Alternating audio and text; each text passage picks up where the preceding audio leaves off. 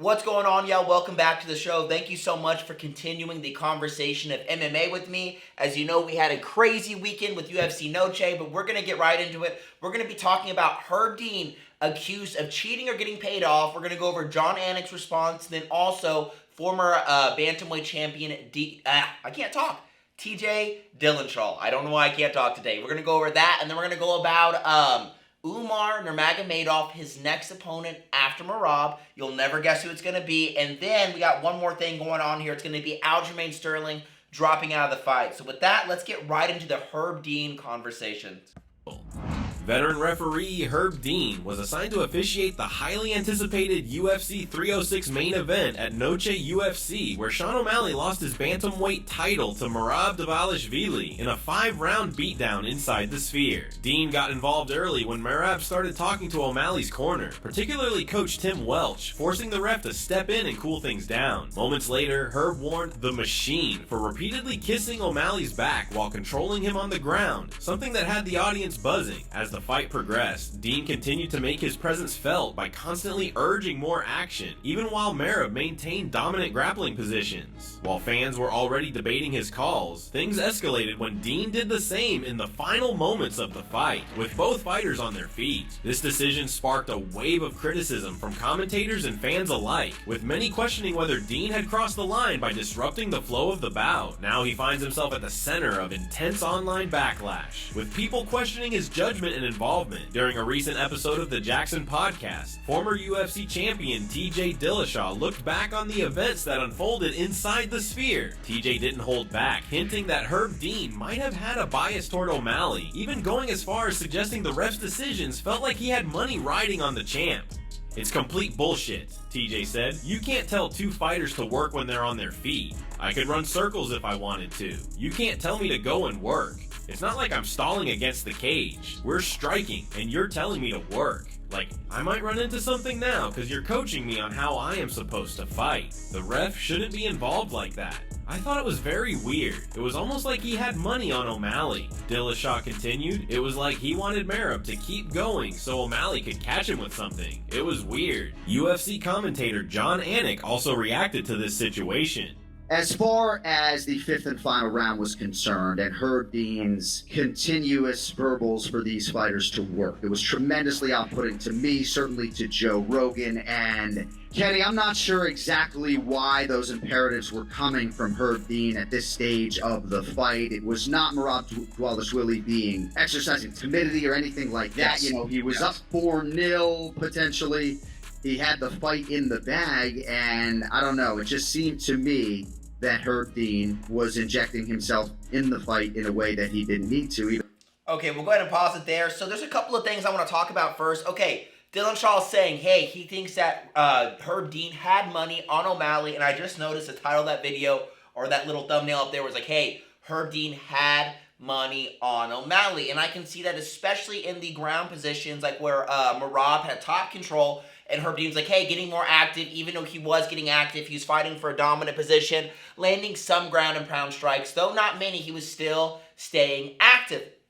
Now, he was sick, so on there right there, I can see, okay, that is going to be for O'Malley's favor. But then O'Malley, when he's reaching into Merab's glove, arguably in a position to where not everyone can notice, and on the camera, it was even hard to notice because of the hand battle, Herb Dean continually told O'Malley to take his freaking hands out of his glove. So I'm like, okay, a little bit from Merab, a little bit from O'Malley. I still think it's weird that he was telling them to be active, but you also have to remember, the UFC is also an entertainment company. I know we're all MMA and mixed martial arts fans, but at the end of the day, the UFC wants to put on the most exciting fights, even though I don't think it is the referee's job to tell them to be more active when they are being active, and I think they need to, when they actually are working, respect the martial arts. At the same time, playing the devil's advocate, we also want to see some guys standing up, or, if you're on the ground, actually getting a submission, or actually beating the crap out of them from the top position, like a Khabib or something like that.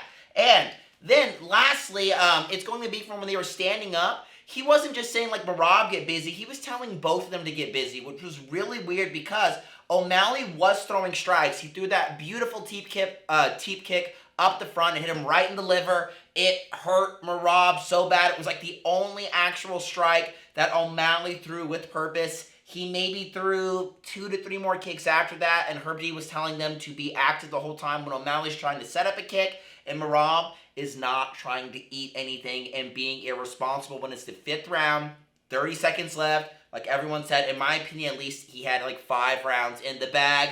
That 5th round could have been O'Malley's because he got that freaking body shot at the very end. If O'Malley just would have picked up the pace on that time, who knows what would have happened. But as everyone already knows, O'Malley was injured during the fight, sadly. So with that, we're going to actually go over to O'Malley's next fight. We're going to segue right into it. And let's go ahead and click play. It's going to be very interesting to hear this.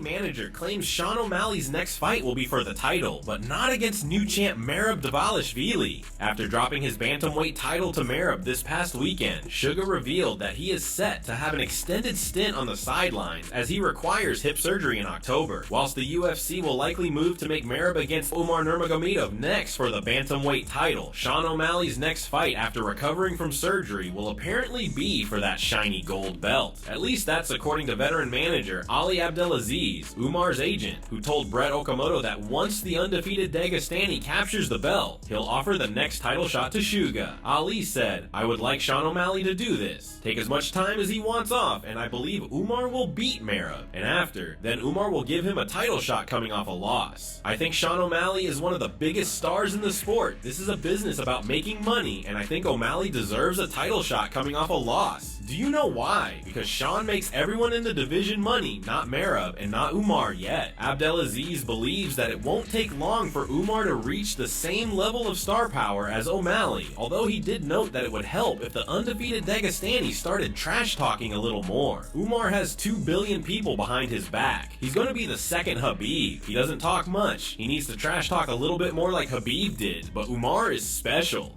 Buzz Brands offers a wide variety of high quality, low cost, and low dose THC options. It's made for the functional person who uses THC, whether it's to enhance life, for pain, or for mood. They have energy drinks, my personal favorite, gummies, shots, and ice creams, guys. Whenever you make a purchase, enter bear in the notes. Pretty cool, guys. So what do you think about that? I think it's completely fair. Obviously, this is a theoretical scenario saying if this happens and this happens, like me, I was calling obviously for Sean O'Malley to win, not based because, you know, he's my favorite striker in the UFC currently, not of all time, but because I just truly knew that if O'Malley came on his on night, he would put Merab's lights out and be able to stuff the takedowns. It was clear to me, and that's why I've already called it on this YouTube channel. I think I was the first one to actually call it. Before O'Malley even came and announced it, I posted it. O'Malley was injured. I could tell from the first 3 seconds of the fight. I remember even telling my wife, telling my father-in-law, telling, you know, other associates and business partners, my friends, like, hey, O'Malley is freaking injured. He looks completely different.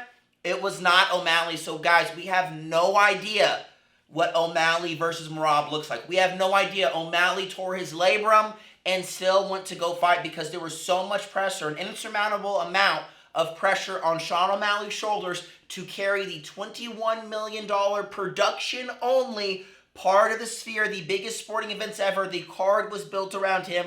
He had to show up that night. But if it was me, personally, when you have the championship belt on the line, this isn't like you're risking it for the biscuit, you know, trying to get the belt, or, you know, you need a payday because you're poor. He's rich. He has the belt.